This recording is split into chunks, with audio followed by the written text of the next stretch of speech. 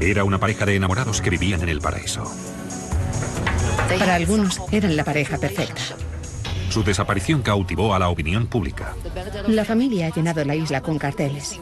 Todo el mundo era sospechoso. Traficantes de droga, mafiosos, algún personaje despechado de Nueva York, usureros, allí había de todo. Era un rompecabezas. Los investigadores buscan por tierra y por mar al asesino que anda suelto. El hecho de que pudiera ser tan retorcido dejó a todo el mundo alucinado.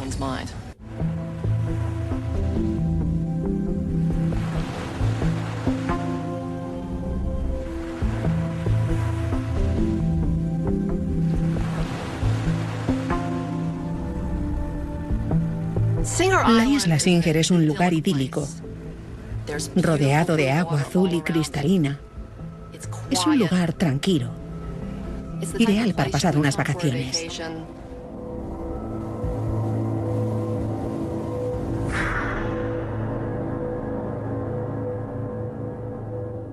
Janet Pirro y Christopher Benedetto se habían mudado a la isla Singer en Florida desde Nueva York para disfrutar de la buena vida.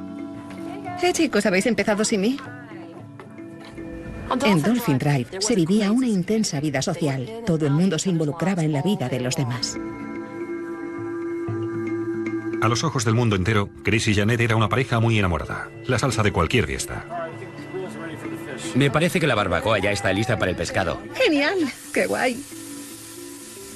Chris había sufrido un terrible accidente cuando trabajaba en la construcción. Se había hecho mucho daño en la espalda, tanto que sufría dolores constantes. La indemnización por este accidente había sido tan generosa que pudieron comprar esta casa en Dolphin Drive y vivir el sueño de salir de pesca por el canal a una manzana de distancia. Habían encontrado el paraíso. El 11 de noviembre de 1998, fiesta de los veteranos en Estados Unidos, Chris había pasado el día en su barco. Janet estaba ocupada planeando una velada con sus vecinos en cuanto Chris regresara. Hola, Karen, soy yo.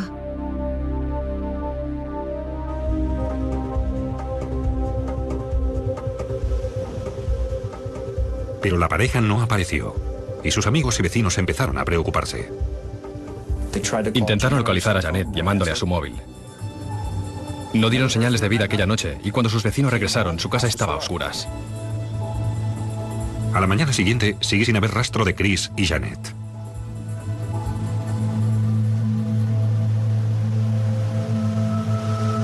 Y los periódicos empezaron a amontonarse delante de su puerta durante unos días.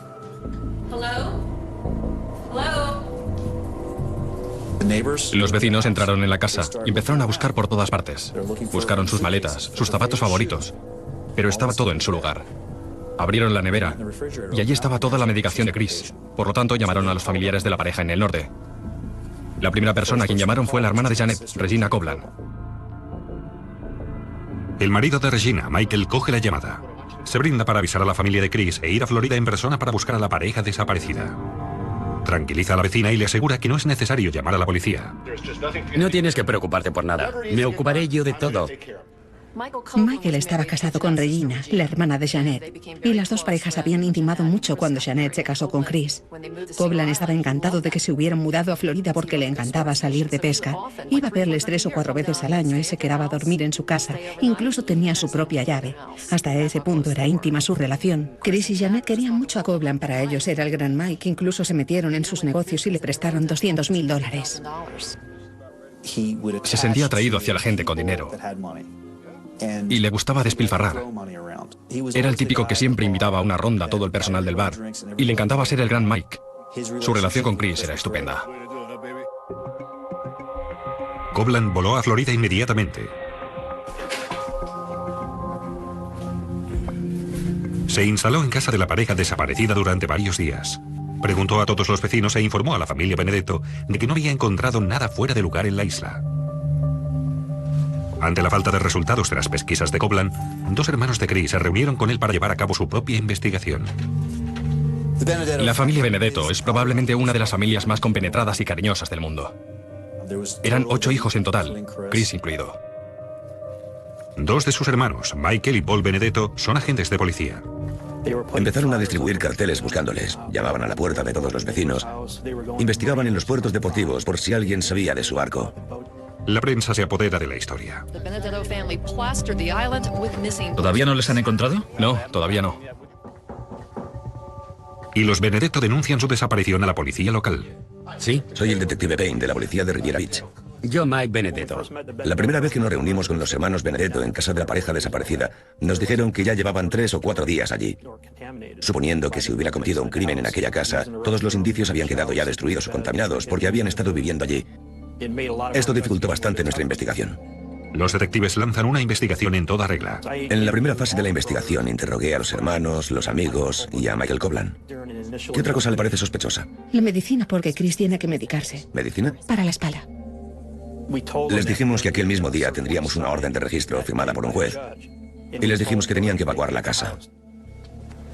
Habían estado en la isla Singer viviendo en casa de Chris y Jeanette mientras buscaban a sus familiares desaparecidos. El último día dijeron, vale, llevamos 5 días aquí, tenemos que regresar a nuestras vidas cotidianas, pero haremos todo lo posible por encontrarlos. Y entonces se pusieron a repasar toda la casa, despezándolo todo, apagando luces y el aire acondicionado, hasta que uno de los hermanos Benedetto entró en el garaje. Y al fondo, contra la pared detrás del coche, apenas visible bajo una mesa de trabajo, encontró un congelador para los cebos de pesca. Decidió abrir el congelador antes de desconectarlo y al levantar la tapa quedó horrorizado al ver un cuerpo desnudo, completamente congelado. Ya no se trata de la desaparición de unas personas, es un escalofriante caso de homicidio. Y los investigadores están a punto de vadear en aguas muy peligrosas.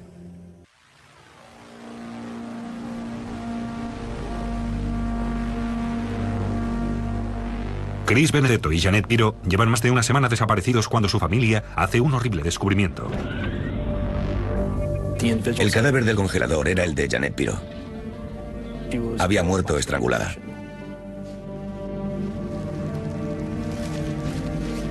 Paul Benedetto se dejó llevar por el pánico. Estaba muy afectado. Tuvimos que ocuparnos nosotros de llamar a los operativos sanitarios porque empezó a dolerle el pecho, al igual que a otro de los hermanos. También empezaban a tener náuseas. Fue entonces cuando dijimos, esto es el escenario de un crimen, por lo tanto que todo el mundo salga de esta casa.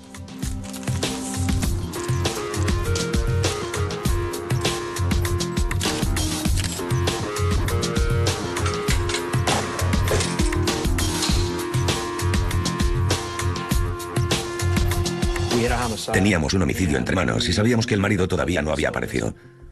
Mi primera impresión fue que Christopher Benedetto estaba involucrado de alguna manera en el asesinato. Pensé, ha huido, pero volverá. O tendremos que darle caza a nosotros.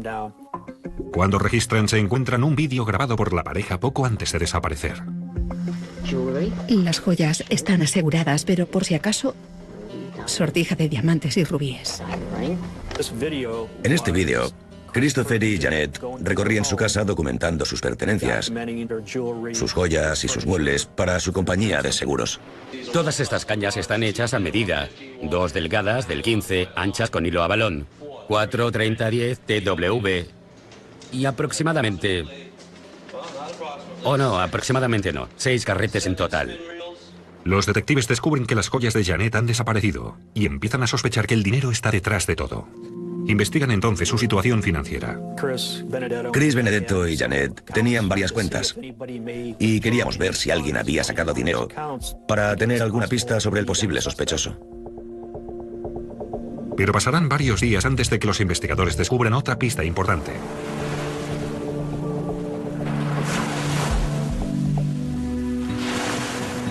El socorrista de la isla Singer, Benjamin Demostrati, está viendo el telediario local y se entera de la desaparición de Chris Benedetto. Chris atracaba su barco detrás de la casa de Demostrati y el socorrista recuerda haberle visto el Día de los Veteranos, pero no estaba solo. Benjamin Demostrati nos dijo que Chris iba casi cada día, salía a pescar en su barco y regresaba más tarde. Hacia las 7:30 o 7:40 de la mañana del 11 de noviembre, oí un coche que se acercaba a mi casa y pensé que se trataba de Chris Benedetto, porque salía cada mañana a pescar, puntual como un reloj. Oí 2 puertas que se abrían y 2 puertas que se cerraban. Luego oí una voz que decía, coge las cañas. Era la voz de Chris Benedetto. Y entonces oí el motor del barco que arrancaba en el muelle.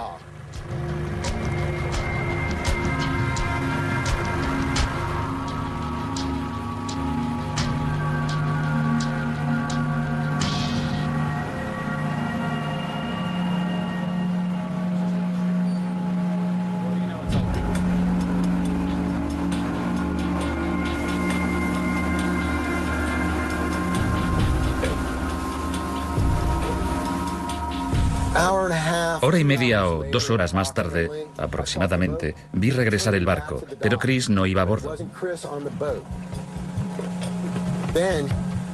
Luego esta persona pasó justo entre mi taller y el lado oeste de la finca. Pasó andando tranquilamente y se marchó. Era un hombre blanco, corpulento, debía pesar unos 115 kilos, con el pelo rubio rojizo y 1,90 m o 1,95 m de alto. Teníamos 4 o 5 personas que correspondían con esta descripción. Estaban los hermanos Benedetto, además de algunos amigos de la familia, y un cuñado llamado Michael Coblan. Decidimos traer a todos los miembros de la familia a casa de Ben Demonstrati para montar una especie de rueda de reconocimiento. ¿Le reconocía si le viera? Claro, le reconocería enseguida. Como los detectives descubrirán, los negocios de Chris con su familia pueden haberle reportado unos beneficios mortales.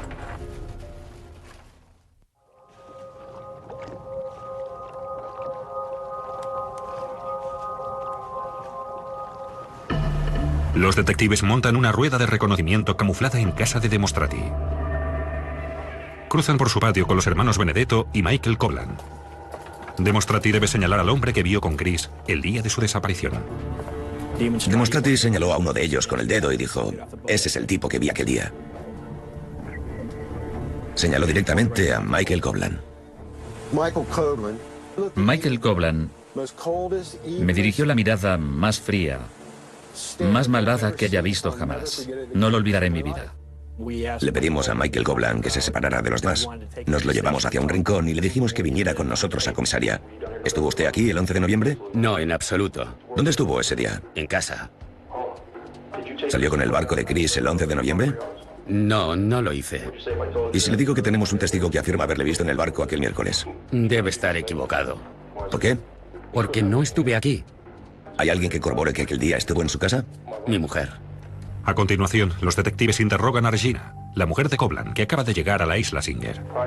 ¿Antes del 17 de noviembre estuvieron aquí usted y su esposo? No, ¿Estuvo su marido aquí antes del 17 de noviembre? la última vez que vino fue en enero. Los detectives creen que miente, pero no cambia su versión. Te quedas mirando a Regina y le dices: ¿estás durmiendo posiblemente con el hombre que ha asesinado a tu hermana y no quieres hablar con nosotros? ¿No quieres hacer nada para ayudarnos? Pues no quiso. La policía rastrea cualquier tipo de indicio en el barco, pero alguien lo ha limpiado a fondo. Pero lo que falta es lo que dispara las alarmas. Al parecer, el ancla del barco había desaparecido. Averiguamos el tipo de ancla en cuestión, la cantidad de cuerda o cadena que llevaba, y descubrimos que faltaban unos 3 metros de cuerda y cadena. Suficiente para envolver con ella un objeto y lanzarlo por la borda para que se hundiera hasta el fondo del océano.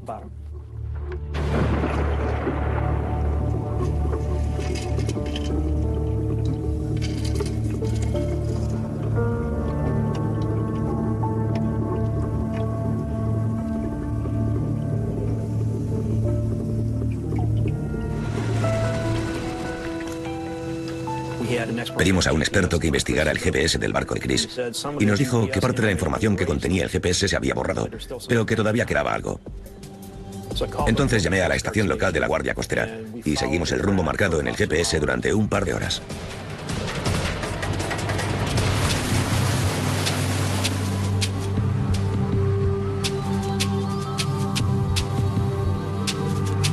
Pero no encontramos nada, porque el mar era muy profundo. Si Chris Benedetto está en el mar, ya no habrá manera de encontrarlo. Tras unas semanas de investigación, los detectives se encuentran en un callejón sin salida. Pero se niegan a abandonar y piden ayuda al FBI. Vinieron a pedirnos ayuda. Necesitaban más interrogatorios, operativos de vigilancia, cosas así. Porque creían que Chris estaba muerto y que ese tipo tenía algo que ver. El agente federal John McVeigh investiga el pasado de Coblan. Nos hablaron de que Michael Coblan tuviera algún tipo de conexión con la mafia. Esta sospecha venía de gente que le conocía bien, que decían que siempre les había parecido un tipo algo sobrado, que daba la impresión de estar bien conectado. Todo el mundo dijo que siempre llevaba encima un gran fajo de billetes. Siempre sacaba billetes de $100. La verdad es que aunque viviera como nos imaginamos que vivían los de la mafia, no pudimos demostrar que tuviera este tipo de conexión. McVeigh busca información en las compañías telefónicas, líneas aéreas y tarjetas de crédito para establecer las actividades de Coblan en los días anteriores a la desaparición de la pareja. Descubrimos varias llamadas telefónicas en el mes de octubre antes del asesinato, realizadas desde el domicilio de Michael Coblan a un hotel llamado Radley Inn en la isla de Singer. El Radley Inn está a menos de 1 kilómetro de la casa de Christopher Benedetto. Tras descubrir que Michael Kovlan había sido visto en el barco, la policía se había dirigido a todos los hoteles. Pero en ninguno de ellos se había alojado un tal Michael Kovlan. McVeigh regresa a la isla Singer para investigar en el Radley Inn. El hotel no contaba con ningún sistema informático. Solo fichas. Cientos y cientos de fichas de registro. Me hicieron entrar en una sala donde había entre 5 y 10 cajas cubiertas de polvo y llenas de fichas desordenadas. No constaba ni el año. Era una pesadilla. Y allí estuve casi 3 horas, mirando las fichas, buscando algo. Tras una larga batalla con las fichas, encontré una que llevaba el nombre de Michael Kerry. Pero lo curioso es que la dirección era la del domicilio de Michael Kovlan. McVeigh sospecha que Kovlan y Kerry son la misma persona, pero es bastante difícil demostrarlo. Encontramos cantidad de Michael Kerrys. Intentamos entrevistarles a todos. ¿Alguno de ellos conocía a Michael Kovlan? No, nadie le conocía. Comprobamos las cuentas de Michael Kovlan. Encontramos el nombre de Mike Kerry. Era una cuenta de American Express que Michael Kovlan había abierto para su negocio. El único pago realizado con la tarjeta de Mike Kerry era el de los billetes de avión para ir desde Newark, Nueva Jersey, hasta West Palm Beach, el 10 de noviembre de 1998, con regreso el 12 del mismo mes. Y la tarjeta había sido cancelada en diciembre de 1998. El agente McVeigh repasa los registros telefónicos con la esperanza de encontrar más información que vincule a Kovlan con Mike Kerry. Recuerdo que estaba sentado en mi escritorio repasando todos esos números. Llegué a los números de tarjeta telefónica y vi una de esas llamadas desde un número de Florida al teléfono móvil de Regina Kovlan.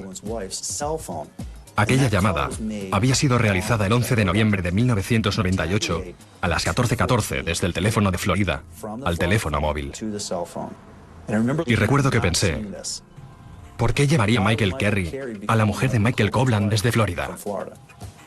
Los investigadores están un poco más cerca de situar a Kovlan en la isla Singer aquel día de los veteranos. Pero sin una prueba contundente, siguen lejos de poder demostrar que es el culpable.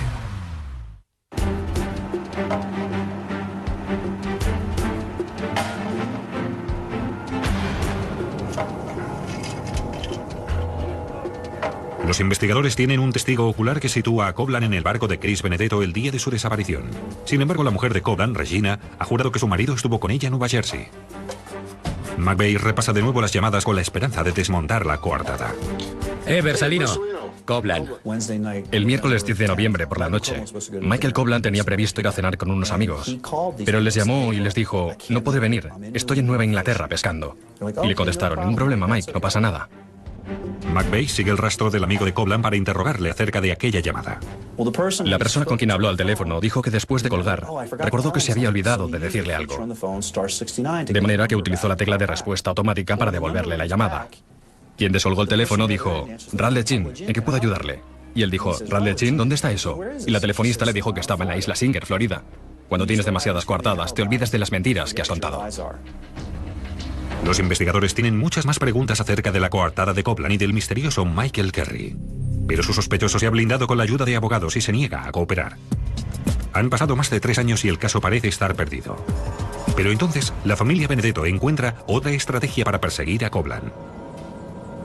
Los Benedetto presentaron una querella civil contra Michael Kovlan. Chris y Janet habían prestado $165.000 a una de las 2 empresas de transportes por carretera de Kovlan.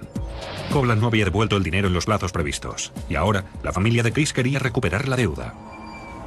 Intentaron recuperar el dinero, pero Kovlan dijo que estaba en quiebra.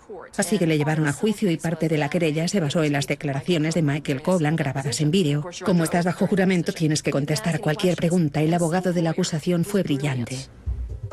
El agente McVeigh tiene ahora la oportunidad de presionar a su principal sospechoso. Monta una estrategia con el abogado de los Benedetto, Neil Cartuchello. Me reuní con Neil Cartuchello. Me hizo ciertas preguntas relacionadas con el caso. ¿Qué sabía yo? ¿Qué teníamos? Le transmití la información acerca de Michael Kerry, acerca de la tarjeta de crédito. Le conté que Michael Kovlan había sido visto desembarcando del barco de Chris.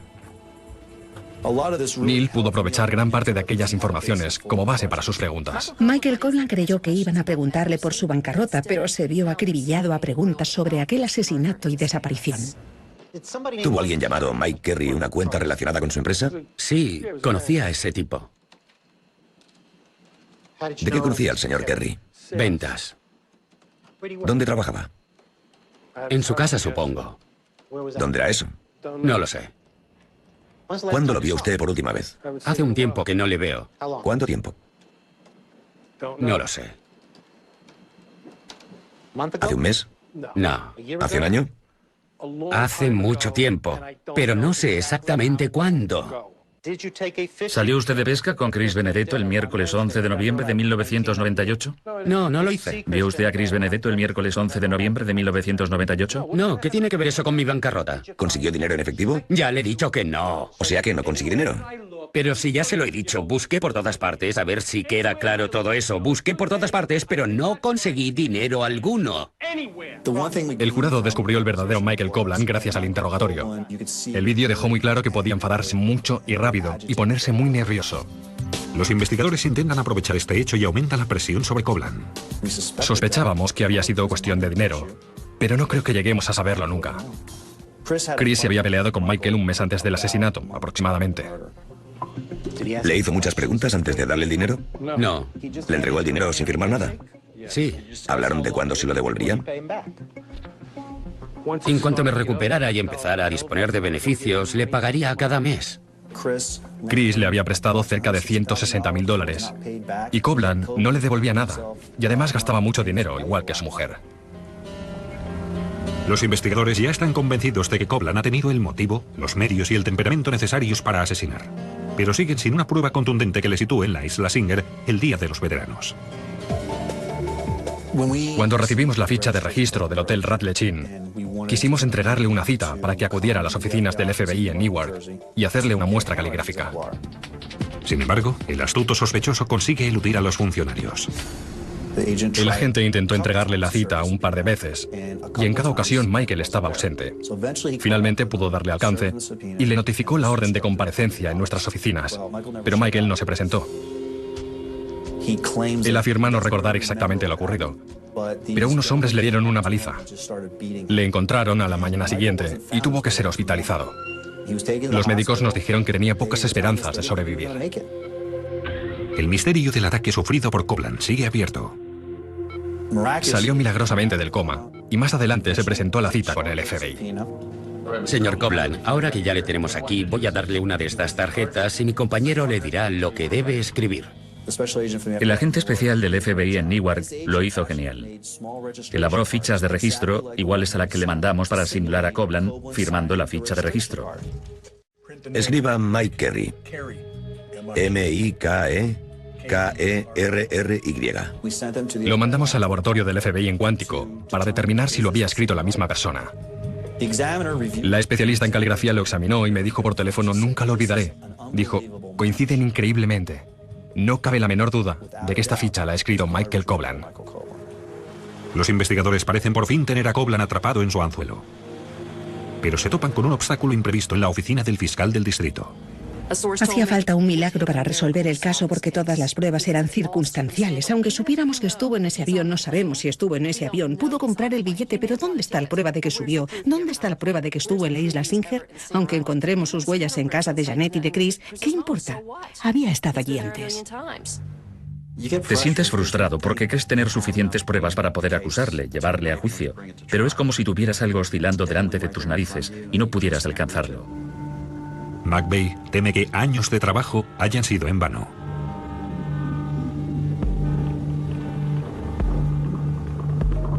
Lo que hice fue recabarlo todo y escribir un sumario de unas 20 páginas con toda la información disponible sobre el caso.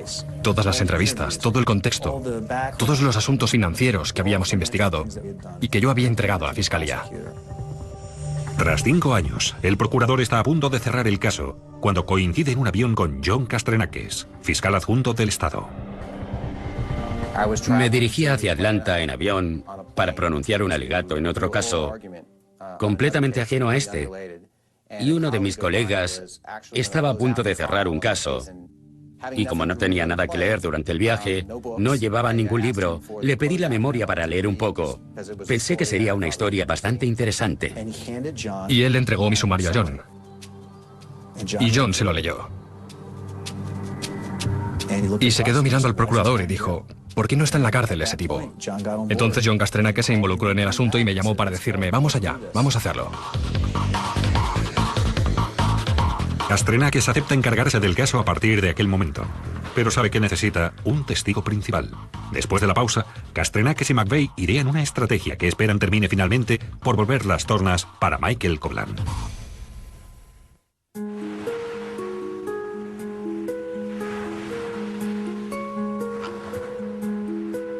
El procurador federal John Castrenake cree que Michael Kovlan ha matado a Chris Benedetto y a Janet Piró. Estudié las pruebas que McVeigh había reunido.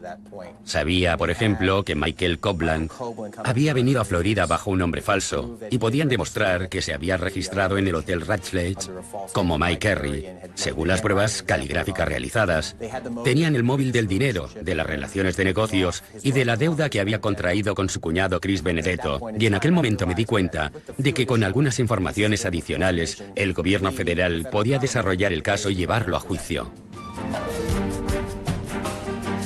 Pero primero, Castrenake necesita establecer las bases para que sea un caso federal. Pensé que si podíamos demostrar que el asesinato se había cometido en un barco o un canal conectado con el océano, se encontraría entonces bajo jurisdicción federal. El muelle situado detrás de la casa de Demostrati, que estaba conectado con la Ensenada y el océano, era un canal navegable y por lo tanto estaba bajo jurisdicción federal. Ya lo teníamos.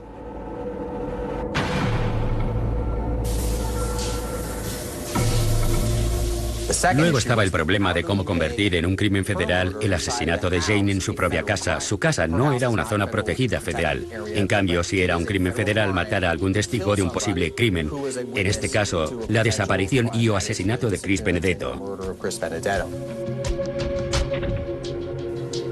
John Castrenake me llamó para decirme que el caso le parecía muy maduro, con suficiente base para llevarlo adelante.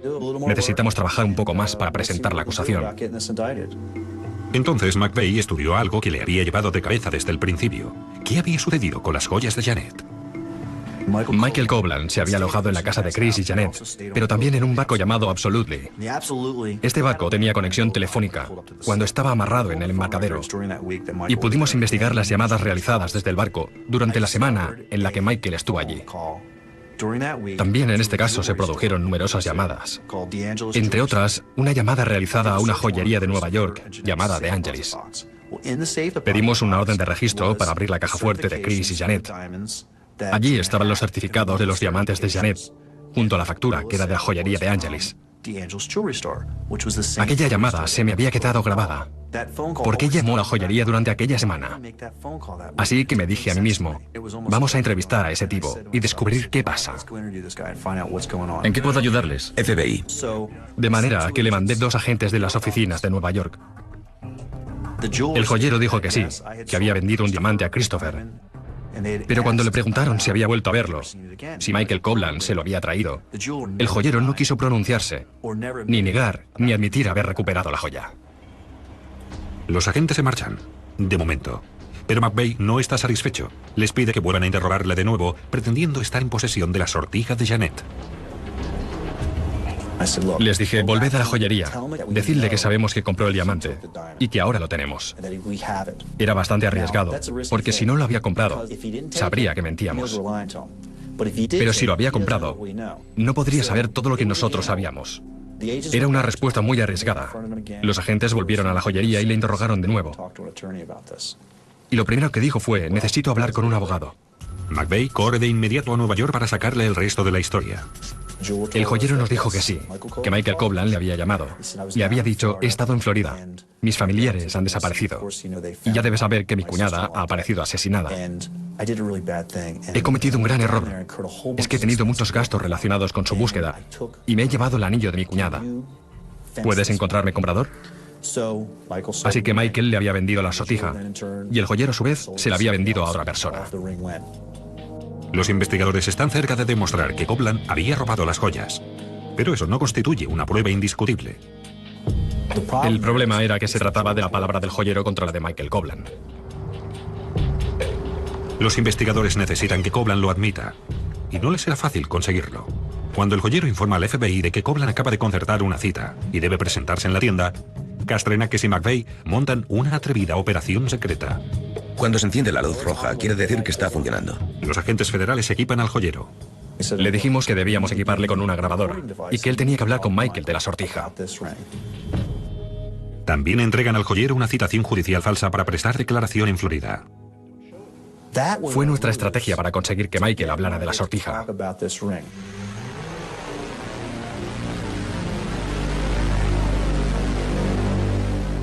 Finalmente, Michael se presentó en la joyería. Estuvieron hablando y la grabadora estaba en marcha. Cuando Michael estaba a punto de marcharse, el joyero le dijo: «Oye, Mike, me ha notificado una orden de comparecencia». Mike se detuvo de repente y dijo: «¿De veras?». El joyero no especificó de qué asunto se trataba, pero Michael supo enseguida de qué iba todo aquello. Tengo una orden de comparecencia. ¿De veras? De Florida. No me digas. Entonces el joyero dijo: «¿Y si me preguntan por el anillo que me trajiste?». ¿Y si me preguntan por las piezas? En lo que a mí respecta, no has vuelto a verla nunca más. Yo no he estado en contacto contigo, nadie lo sabe. De acuerdo. Eso es algo entre tú y yo, te lo digo de veras, joder. A mí no me sacará ni una palabra. De acuerdo. Eso sería como lanzarme de un puente.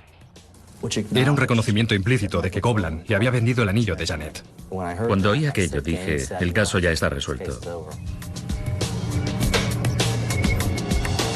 Cerca de 5 años después de iniciarse la investigación, los detectives están por fin preparados para detener a Michael Copeland, acusado de asesinato. Pero con una argumentación en gran parte circunstancial y un solo cadáver, nadie puede garantizar que el sospechoso no se escabulla una vez más.